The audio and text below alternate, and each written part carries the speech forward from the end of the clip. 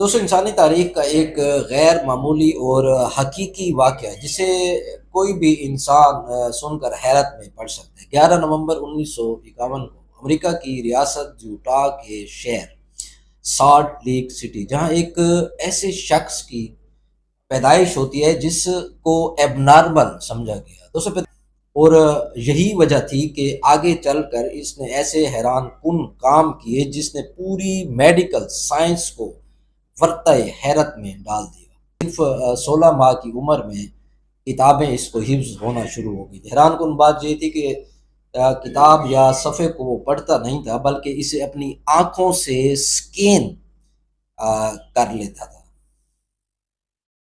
آپ ان کی صلاحیت کا اندازہ اس بات سے لگا سکتے ہیں کہ کم ایک وقت میں ایک آنکھ سے بائیں طرف کا صفحہ اور دوسری آنکھ سے دائیں طرف کا صفحہ جو ہے وہ آسانی سے پڑھ لیتا تھا۔